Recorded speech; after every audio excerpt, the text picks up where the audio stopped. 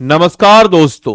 बिहार जो पिछले कुछ सालों तक मछली खाता तो दबा के था, लेकिन प्रोडक्शन में काफी पीछे था। लेकिन आज वो दौर भी है जहां बिहार मछली के प्रोडक्शन में आत्मनिर्भर बन गया है और साथ ही साथ आत्मनिर्भर के साथ साथ पूरे देश भर में चौथे पायदान पर आ गया है। आखिर क्या ऐसा कर रहा है बिहार जिसके कारण बिहार अपने मछली के प्रोडक्शन में 2x की रफ्तार से भी ज्यादा तेज बढ़ रहा है? तो नमस्कार है आप सभी लोगों को, मेरा नाम है आदित्य वैभव और करता हूं आप सभी लोगों का तहे दिल से स्वागत आप सबके अपने चैनल बीपीएससी स्टडी आईक्यू पे।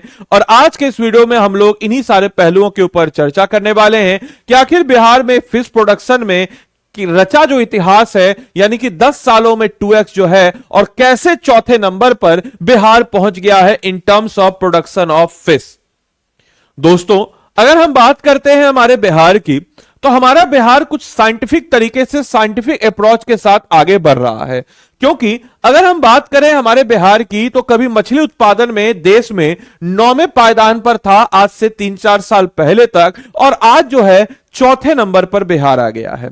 पहले हम लोग हमारे जो मछली का प्रोडक्शन है, जितना हम लोग कंज्यूम करते थे उतना भी हम लोग प्रोड्यूस नहीं कर पाते थे। हमको आंध्रा के फिश पे या अन्य मछलियों पे, बंगाल की मछलियों पर निर्भर करना पड़ता था। और आज के डेट में हम लोग जो है अन्य राज्यों को भेजते हैं क्योंकि हमारा प्रोडक्शन सरप्लस हो रहा है। यानी कि अगर हम बात करते हैं हमारे इस ब्लू इकोनॉमी को, जिसको हम लोगों ने बहुत ही अच्छे तरीके से बढ़ाया है, एक्वाकल्चर को बड़े अच्छे तरीके से बढ़ाया है, और इसी का नतीजा है कि आज हम चौथे स्थान पर आ गए हैं। क्योंकि यह सिर्फ आंकड़े की छलांग नहीं है, बल्कि बिहार की तकनीकी टेक्नोलॉजिकल नीति यानी कि पॉलिसी, किसानों की मेहनत यानी कि जो फार्मर्स है जो इससे जुड़े हुए हैं, उनके तस्वीर जो है बता रही है कि आज के डेट में हमारा बिहार बहुत ही आगे बढ़ रहा है मछली के प्रोडक्शन में। अगर हम बात करें हमारे बिहार की, तो मछली उत्पादन में बिहार ने इतिहास रच दिया है। यानी कि बिहार जो है मछली उत्पादन के क्षेत्र में ऐतिहासिक उपलब्धि दर्ज करते हुए अगर हम बात करें तो देश में चौथा स्थान हासिल कर लिया है। वित्तीय वर्ष 2024-25 में राज्य में कुल अगर हम बात करें तो 9.59 लाख टन मछलियों का उत्पादन हुआ था, और जो कि हम कह सकते हैं कि बिहार को आत्मनिर्भर से भी ज्यादा बनाते हैं। वहीं अगर हम बात करें तो डेयरी यानी कि हम बात करें डेयरी प्रोडक्ट्स हो गए, मत्स्य यानी कि फिशरी प्रोडक्ट हो गए, पशु संसाधन विभाग की सतत पहल यानी कि एक ऐसा सस्टेनेबल ग्रोथ की बात करें और सस्टेनेबल पॉलिसीज की बात करें जिसके तहत जो है उसको खत्म भी ना हो और वो बिल्कुल एक इको फ्रेंडली तरीके से आगे बढ़े, और आधुनिक तकनीकों के इस्तेमाल से यह संभव हो पाया है। इनफैक्ट पिछले 10 वर्षों में बिहार ने मछली उत्पादन में लगभग 100% की वृद्धि दर्ज की है, जो राज्य की कृषि और ग्रामीण अर्थव्यवस्था के लिए बड़ी उपलब्धि मानी जा रही है। आप समझ सकते हैं पिछले 10 सालों में मछली के प्रोडक्शन को अगर कंपेयर करें तो हम लोगों ने 100% यानी कि 2x से भी ज्यादा जो है प्रोडक्शन जो है हम लोगों ने कर दिया है। वर्ष 2013-14 में बिहार मछली उत्पादन के मामले में देश में 9वें स्थान पर था, और आज जो है बिहार चौथे स्थान पर आ गया है।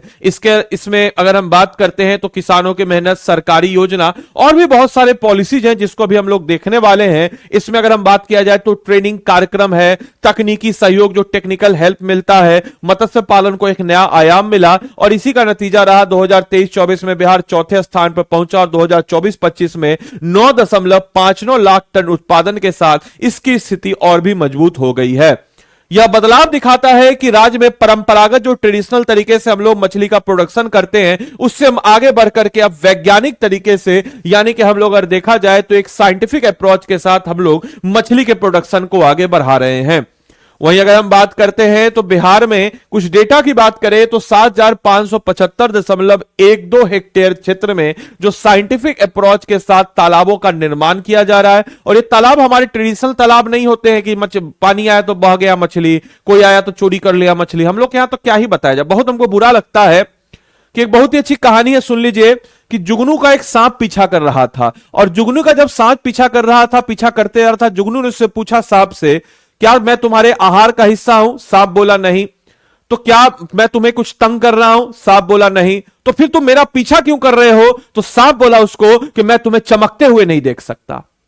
यह कमजोरी हमारे बिहारी समाज की, इस चीज को मान के चलिए कि कोई अगर आगे बढ़ रहा है तो उसको चमकते हुए नहीं देख सकता, उसको खींचने की पीछे कोशिश करेगा, भले ही वो आज भी नर्क में है। हम नर्क में है तो तुम कैसे ऊपर जा सकते हो? ये सोच है, बहुत गंदी सोच है, लेकिन हमको इससे जल्दी काउंटर करना पड़ेगा। और ऐसा हमको गांव घर में देखने को मिलता है। मछली का प्रोडक्शन कीजिए, देखिए सब चोरी कर लेगा मछली, खुद मेहनत नहीं करेगा, कोई मेहनत करा तो उसको पीछने के लिए आएगा। खैर अपने टॉपिक की तरफ आते हैं, तो इसलिए बोलते हैं आप लोग पढ़ाई कीजिए, जाने दीजिए इसमें दुनिया को। तो बिहार में 7,575.12 हेक्टेयर क्षेत्र में वैज्ञानिक पद्धति से तालाबों का निर्माण किया गया ताकि तकनीकी आधारित मत्स्य उत्पादन किया जा सके। और उसमें जो है उत्पादन क्षमता में वृद्धि के साथ साथ मछलियों की क्वालिटी जो है उसको भी बेहतर करने की बात कही जा रही है। वहीं अगर भौगोलिक विविधताओं वाले प्रदेश में स्थानीय अगर हम लोग बात करते हैं परिस्थिति के अनुसार तकनीकों का इस्तेमाल कर हम कह सकते हैं कि जो फिशरी है, जो फिशरी से रिलेटेड है, उससे और ज्यादा संभावनाएं जो हैं वह भी व्यक्त की जा रही है। वहीं अगर हम बात करते हैं तो बायोफ्लॉक तकनीक से कम जगह में ज्यादा उत्पादन। देखिए होता क्या इसमें, बायोफ्लॉक तकनीक क्या होता है, इस प्रकार का टैंकर सब होता है। इस प्रकार के टैंकर को एक इस टाइप के सिस्टम से, एक ऐसा मतलब कि इनक्लोज सिस्टम होगा चादर से या इस टाइप से कि अंदर जो एक अनुकूल टेम्परेचर, अनुकूल इन्वायरमेंट बनाया जा सके। और बायोफ्लॉक तकनीक से बिहार में मछली उत्पादन की परिभाषा बदल गई और इस तकनीक के जरिए कम स्थान और कम लागत से अच्छी मछलियों का उत्पादन जो है संभव हो पाया इस प्रकार के टेक्नोलॉजी से। और राज्य में अब तकरीबन जो है 764 जो है बायोफ्लॉक संरचनाएं स्थापित की जा चुकी है।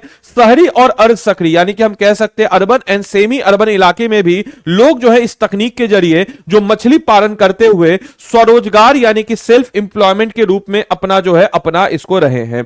साथ ही साथ आपको बताते चले मेरे भाई, अगर हम देखते हैं कि RAS तकनीक से पानी की बचत और अधिक उत्पादन, वहीं अगर हम बात करते हैं तो रीसर्कुलेटिंग एक्वाकल्चर सिस्टम, यानी कि देखिए इसमें क्या होता है कि एक्वाकल्चर से रीसर्कुलेट बिल्कुल साइंटिफिक तरीके है, इसमें 90% तक पानी की बचत हो रही है और इसके साथ ही साथ जितना पानी चाहिए उतना ही पानी उसको मिल रहा है और वो वापस से आपके फिल्टर होकर उसको मिल जाता है। इसके साथ साथ उच्च संघन मत्स्य पालन संभव हो रहा है जिसके कारण प्रोडक्टिविटी हमारी काफी बेहतर हो रही है और जिससे कम संसाधनों में अधिक उत्पादन किया जा रहा है, यानी कि लेस हम लोग प्रोडक्ट डाल रहे हैं, लेस हम लोग का रिसोर्स है और प्रोडक्शन हम लोग का हाई हो रहा है। और यह तकनीक खासकर उन क्षेत्रों में कारगर साबित है जहां पानी की उपलब्धता सीमित है। तो ऑब्वियस सी बात है कि साउथ बिहार के सेगमेंट में भी हम लोग इस प्रकार की चीजों को देख रहे हैं जहां ये आगे बढ़ रहा है। वहीं अगर हम बात करते हैं तो RAS तकनीक से पानी की बचत और अधिक उत्पादन, यानी कि मछली उत्पादन में बढ़ोतरी से हजारों किसान और युवाओं को रोजगार और आय का तो एक नया स्रोत मिल ही रहा है। और हमारा जो लक्ष्य है किसानों की आय को 2x करना, तो उसमें हम लोग कैसे 2x करेंगे? इसी प्रकार के एडिशनल सपोर्ट दे करके जो किसान है। और मत्स्य पालन क्योंकि अब सिर्फ जो है एक ट्रेडिशनल पेशा नहीं रहा है बल्कि एक ऑर्गेनाइज और तकनीकी आधारित उद्योग के रूप में बिहार में उभर रहा है। और यही कारण है कि आज हम लोग देश भर में चौथे स्थान पर पहुंच गए हैं। और यह सिर्फ एक उपलब्धि नहीं है बल्कि हमारे लिए एक पहचान भी, एक हमारे लिए गौरवान्वित पल भी है। और यह साबित करता है कि सही नीतियां, तकनीक और अगर हम लोग सही संकल्प करें, सही पॉलिसी करें, सही इच्छा शक्ति हो तो बिहार कृषि और पशुपालन से जुड़े क्षेत्रों में राष्ट्रीय स्तर पर मजबूत उपस्थिति जो है यह करा सकता है। आपके लिए क्वेश्चन है MCQ का, इसको आप बनाइए। बिहार में वैज्ञानिक पद्धति से तालाब का निर्माण प्रमुख लाभ क्या रहा है? इसका उत्तर दीजिए। बाकी आप लोग सारे बच्चों को बताते चले कि अभी हम आपको सांप वाली कहानी बताए हैं। तो सांप जो है इसलिए जुगनू का पीछा करता है क्योंकि जुगनू चमक रहा है, उससे सांप को दिक्कत है। तो अपने जीवन में ऐसे निगेटिव लोगों के बारे में मत सुनिए। ज्यादा हमारे समाज की सबसे बड़ी दिक्कत है कि इसी टाइप के ज्यादातर लोग भरे हैं। अपनी पढ़ाई को मजबूती कीजिए और आपकी इसी पढ़ाई के लिए हम लोग कहें स्टेप इनटू सक्सेस, हमेशा जो है अपने सफलता की तरफ अपना एक कदम बढ़ाइए। और इसीलिए स्टेप इनटू सक्सेस हमारा सेल भी आप लोग के लिए है जिसमें हम लोग 1100 प्लस घंटे की लाइव क्लासेज में आपको 750 प्लस टॉपिक्स को आइडेंटिफाई करते हैं जो कि प्रीलिम्स और मेंस दोनों के लिए इंपॉर्टेंट है। और आपको एक इंटीग्रेटेड अप्रोच के साथ आपको हम यहां पे पढ़ाते हैं। इंटीग्रेटेड अप्रोच मतलब समझ रहे हैं, बिल्कुल आपका प्रीलिम्स और मेंस दोनों पॉइंट ऑफ व्यू से हम आपको तैयार कर लेते हैं। साथ ही साथ हम लोग जो है हमको आपको पता है कि आपका प्रीलिम्स में थोड़ा आपको दिक्कत है तो एग्जाम के 2 महीना पहले हम लोग इसमें सेपरेट 2 महीने का MCQ प्रीलिम्स बैच देते हैं, लाइव प्रीलिम्स क्रैश कोर्स देते हैं। आपके फाउंडेशन को बिल्डअप करने के लिए NCERT रिकॉर्डेड कोर्स इसमें हम दे देते हैं। 5100 MCQ प्रैक्टिस किताब देते हैं, 7 किताबों का set, group mentorship by faculty जिसमें हम लोग प्रोवाइड करा देते हैं और एग्जाम के प्रीलिम्स के तुरंत बाद सेपरेट 4 महीने का आंसर राइटिंग बैच भी इसमें हम लोग दे देते हैं। इसके अलावा हम लोग पटना में मौजूद हैं, तो इंटरव्यू गाइडेंस प्रोग्राम तो मिल ही जाता है। तो P2I यानी कि प्रीलिम्स टू इंटरव्यू का एक जबरदस्त आपको डोज है यहां पर। इसके साथ साथ मेरे भाई आपको हम हमेशा इस चीज को बताते हैं, कभी भी आप उसी संस्थान में एडमिशन लें जिस संस्थान में आप पता कर लीजिए कि वहां का GS2 कैसा पढ़ाया होता है। हमारे GS2 को देखिए, हम लोग ये वर्कबुक भी देते हैं, 4 किताबों का सेट है, जिसमें हम लोग हिस्ट्री का देते हैं, साइंस एंड टेक्नोलॉजी का देते हैं, पॉलिटी का देते हैं, और साथ ही साथ हम लोग इकोनॉमिक्स का देते हैं और ज्योग्राफी का। तो याद रखिएगा, ये जो हमारा GS2 का वर्कबुक है 3 और एक GS1 हिस्ट्री का, इसमें आप सोचिए कि वेद सर का कोई कंपेयर है GS2 में? तो वेद सर आपको पॉलिटी का इस वर्कबुक में, इस वर्कबुक की खास बात, Bihar focus content, smart revision tool, previous year integration, micro topic wise practice, ये सब सारी चीजें आपको मिल जाती है। इसके अलावा दोस्तों इंडियन इकोनॉमी एंड ज्योग्राफी में अभिषेक सर आपको बहुत अच्छे तरीके से पढ़ाएंगे, उसका ये वर्कबुक कराएंगे। इसके अलावा हिस्ट्री में अगर हम लोग बात करते हैं, तो हिस्ट्री में अगर हम बात करते हैं तो हिस्ट्री में ये लोग करवाएंगे आपको, दीपक सर आपको अच्छे से वर्कबुक करवाएंगे। साइंस एंड टेक्नोलॉजी भी आपको करवाया जाएगा। तो इतना सब कुछ आपको इस कोर्सेज में मिल रहा है मेरे भाई, और मेरे द्वारा इन सारे के सारे सेगमेंट में बिहार स्पेशल सेगमेंट को आपको करवाया जाएगा। तो देरी किस बात की, इस कोर्स में अगर आपको इनरोल करना है तो 7 किताबों के सेट के साथ ये भी आपको मिल जाएगा आपके घर तक। कैसे आपको इनरोल करना है, तो स्टडी IQ के ऐप या वेबसाइट पे आप चले जाएंगे।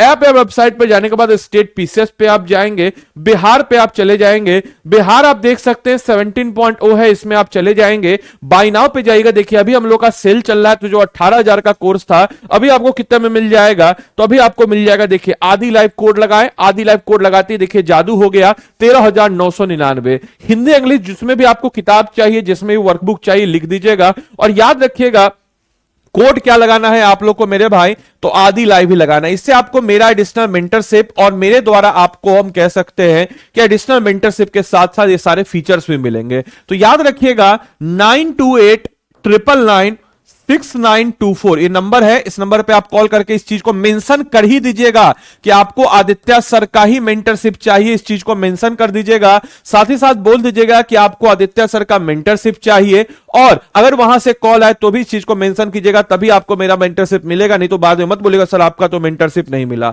तो चलिए मिलते हैं अगले सेशन में, तब तक के लिए सारे बच्चों को bye bye, take care, thank you and thanks for watching this session. I hope कि आपको इस सेशन अच्छा लगा हो, आपने इस सेशन को अच्छे से एंजॉय किया हो। Thank you and have a nice day. Thank you.